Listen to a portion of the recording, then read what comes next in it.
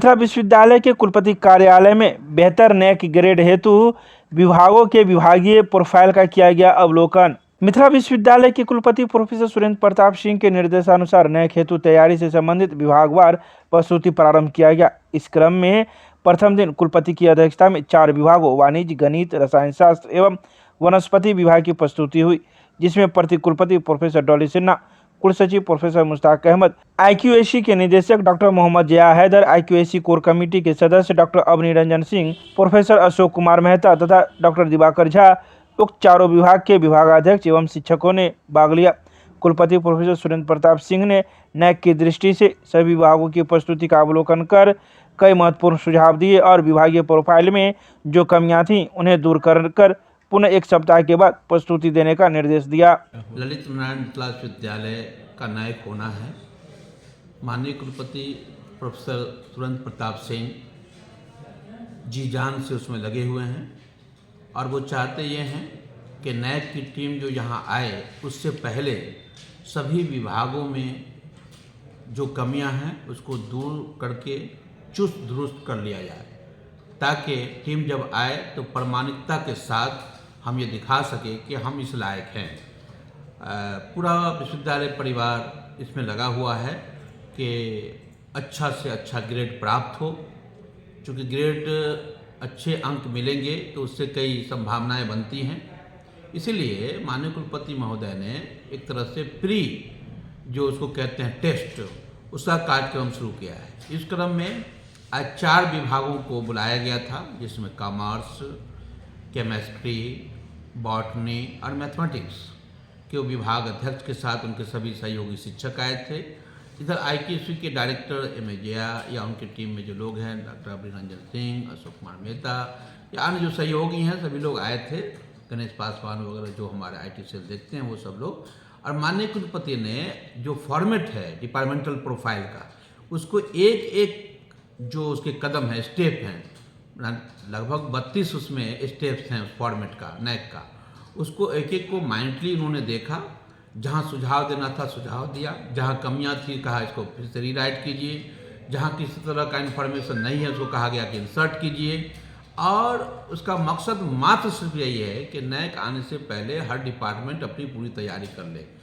टीचरों के प्रोफाइल्स, उसके पब्लिकेशंस, हमारे छात्र कहाँ हैं, स्टॉक होस्टर, वो बच्चे हमारे के प्लेसमेंट क्या हुआ, ये सारी जानकारी इसमें मांगी गई है। हमारे शॉर्ट कमिंग क्या है, हमारा स्ट्रेंथ क्या है, वो सबको दिखाया गया है। आज की जो प्रदर्शन हुआ, प्रस्तुति हुई 4 विभागों का, वो बहुत ही सार्थक रहा कि जो 4 अन्य विभाग अब हैं वो भी अपनी प्रस्तुति में सुधार करेंगे और सुधार करके माननीय कुलपति के निर्देशानुसार 1 सप्ताह के बाद वो पुनः यहाँ आएंगे। हम लोग फिर उसको देखेंगे और देख करके तब ओके करेंगे। बस मकसद ये है कि सभी विभाग अपने को बिल्कुल तैयार रखें, वाइब्रेंट रहें, बिल्कुल जिंदा रहें, जिंदा होने का सबूत दें। इसलिए कि नैक चाहती है कि हमारा विश्वविद्यालय जो है वो केवल पठन पाठन तक नहीं बल्कि सामाजिक सरोकार से भी जुड़े। तो आप जानते हैं कि हम लोग कई गाँव को गोद लिए हुए हैं, अलग अलग डिपार्टमेंट प्रोफेशनल कोर्स चलाते हैं, सामाजिक सरोकार का दायित्व निभाते हैं। अखिल भारतीय विद्यार्थी परिषद के 75 वर्ष पूरे होने पर जिला सम्मेलन का किया जाएगा आयोजन। प्रेस वार्ता कर दी गई जानकारी। बुधवार को अखिल भारतीय विद्यार्थी परिषद दरभंगा के मिसरटोला स्थित जिला कार्यालय में जिला सम्मेलन एवं अन्य आगामी कार्य योजना को लेकर बैठक आयोजित किया गया। इस बैठक में आगामी 27 फरवरी 2023 को छात्र सम्मेलन का कार्यक्रम आयोजित किया जाना तय किया गया। वहीं इस बैठक में प्रदेश सह मंत्री उत्सव प्रासर ने कहा कि अखिल भारतीय विद्यार्थी परिषद के 75 वर्ष पूरा होने पर संपूर्ण देश में जिला सम्मेलन का आयोजन किया जा रहा है। अखिल भारतीय विद्यार्थी परिषद अपने स्थापना काल से ही छात्र हित, समाज हित एवं राष्ट्र हित में अनवरत कार्य करती है। इसी कड़ी में स्थानीय समस्याओं के समाधान का कार्य जिला सम्मेलन के माध्यम से होगा। मौके पर मौजूद कई सदस्यों ने प्रेस वार्ता कर कई बातों की जानकारी दी। आज अखिल भारतीय विद्यार्थी परिषद मिसरटोला कार्यालय पर प्रेस वार्ता आयोजित की गई है, जिसमें अखिल भारतीय विद्यार्थी परिषद 75 वर्ष के उपलक्ष्य पर पूरे देश भर में हर एक जिला में जिला सम्मेलन छात्र उद्घोष के नाम से कार्यक्रम चल रही है। दरभंगा जिला में 27 फरवरी को जिला छात्र सम्मेलन आयोजित होने जा रही है, जिसको लेकर अखिल भारतीय विद्यार्थी परिषद मिसल टोला कार्यालय में प्रेस कॉन्फ्रेंस आयोजित की गई है। क्या कुछ होना है इसमें? इसमें छात्रों को लेकर जो विद्यार्थी परिषद का हमेशा से जो विश्व का सबसे बड़ा छात्र संगठन है और हमेशा छात्र हितों में तत्पर रहती है, तो छात्र की जो भी समस्याएं हैं, छात्राओं की जो भी समस्या है, उसको लेकर ये सम्मेलन होने जा रहा है। कहाँ कहाँ से छात्र जुटेंगे इसमें? जिला के प्रत्येक कॉलेज से, नगर से छात्राएं आएंगी। नाम बताइए। पूजा कश्यप, प्रदेश छात्रा प्रमुख।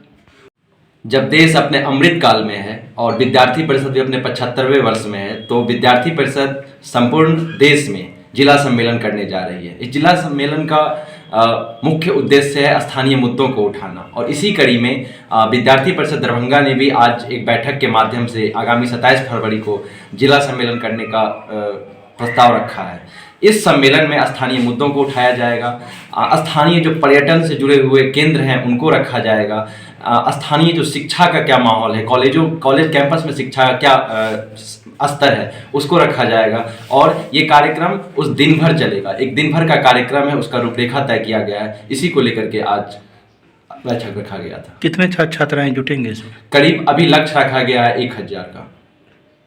क्या नाम हुआ आपका? अमित कुमार शुक्ला, नगर सह मंत्री। आज विद्यार्थी परिषद कार्यालय में प्रेस वार्ता का आयोजन किया गया है। इस प्रेस वार्ता के माध्यम से हम ये बताना चाहते हैं कि आगामी 27 फरवरी को छात्र उद्घोष कार्यक्रम का आयोजन दरभंगा में किया जाना है। यहाँ पे बहेरी, बहादुरपुर, बिरौल, कुशेश्वर स्थान एवं अन्य पूरे जिला भर से छात्र छात्राएँ आएंगे, और इस कार्यक्रम में बृहद पैमाने पे जो छात्रों की समस्या है उनका निदान के लिए एक प्रस्ताव पारित किया जाएगा, और वो प्रस्ताव से हम विश्वविद्यालय से लेकर पटना राज्य भवन तक वो प्रस्ताव को आगे बढ़ाएंगे, जिससे छात्रों की समस्या का निदान हो सके। अभी वर्तमान में विद्यार्थी परिषद 75वां वर्ष पूर्ण करेगी। इसी उपलक्ष्य में ये कार्यक्रम पूरे देश भर में आयोजित की जा रही है। उसी क्रम में ये 27 फरवरी को दरभंगा में भी आयोजित किया जाना तय हुआ है। आशुतोष गौरव, जिला संयोजक, दरभंगा। मिथिला विश्वविद्यालय के कुलपति के निर्देशानुसार एडवांस रिसर्च सेंटर के बायलॉज निर्माण का कार्य हुआ प्रारंभ। मिथिला विश्वविद्यालय के कुलपति प्रोफेसर सुरेंद्र प्रताप सिंह के निर्देशानुसार नवनिर्मित एडवांस रिसर्च सेंटर तथा केंद्रीय पुस्तकालय में स्थापित रिसर्च लैबों के कोऑर्डिनेटरों की महत्वपूर्ण बैठक के ARC professor in charge professor Surendra Kumar की अध्यक्षता में बुधवार को आयोजित की गई, जिसमें एडवांस रिसर्च सेंटर के बायलॉज निर्माण की प्रक्रिया प्रारंभ हुई।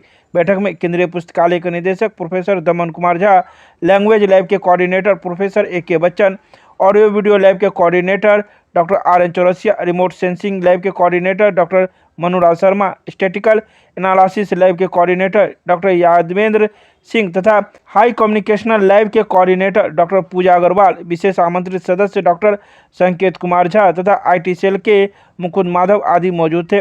बैठक में लिए गए निर्णय के अनुसार 9 फरवरी 2023 से रिमोट सेंसिंग लैब तथा स्टैटिकल एनालिसिस लैब का उपयोग छात्र छात्राओं कर सकेंगे।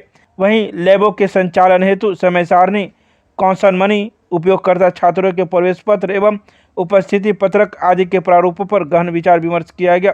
एडवांस रिसर्च सेंटर के professor in charge professor Surendra Kumar ने बताया कि एडवांस रिसर्च सेंटर में शोध कार्यों एवं शोध पत्रों के प्रकाशन को बढ़ावा दिया जाएगा। वहीं केंद्रीय पुस्तकालय के निर्देशक प्रोफेसर दमन कुमार झा ने बताया कि ई पुस्तकालय, ब्रेल लैब तथा प्लेगिरिज्म को व्यवस्थित कर लिया गया है, जिनका शीघ्र ही कुलपति प्रोफेसर सुरेंद्र प्रताप सिंह के द्वारा उद्घाटन किया जाएगा। कल 7 फरवरी को कुलपति महोदय की अध्यक्षता में उनके कार्यालय में कुल सचिव महोदय भी उपस्थित थे। एडवांस रिसर्च सेंटर के हमारे जो भी कोऑर्डिनेटर्स हैं उनके साथ उनकी बैठक हुई, और माननीय कुलपति महोदय से जो दिशा निर्देश हमें प्राप्त हुआ उसी आलोक में आज की बैठक एडवांस रिसर्च सेंटर में की गई थी। हमारे सारे कोऑर्डिनेटर्स आए हुए थे। हम लोगों ने विचार किया कि इस एडवांस रिसर्च सेंटर जो हमारे माननीय कुलपति महोदय का सपना है और यह विश्वविद्यालय के लिए प्रतिष्ठा की बात है, उसको कैसे सुचारू रूप से चलाएं, कैसे ये सुचारू रूप से चले, यहाँ के शोधार्थियों को, शिक्षकों को कैसे लाभ हो, इस पर हम लोगों ने विचार विमर्श किया। एडवांस रिसर्च सेंटर के बायलॉज बनाने की बात हुई, छात्रों के प्रवेश सुविधानुरूप कैसे हो सकेगा, इसमें इसके फॉर्मेट पर विचार किया गया। लैब कितने बजे से कितने बजे तक खुले रहेंगे, इस पर विचार किया गया। और कुछ जो कोऑर्डिनेटर्स महोदय के द्वारा समस्याओं के बारे में बताया गया, तो उस पर यह सब एक साथ रख कर और फिर इस पर कुल सचिव महोदय से और कुलपति महोदय से विचार विमर्श कर और इसको कैसे इसका समाधान हो, इस पर विचार विमर्श किया गया।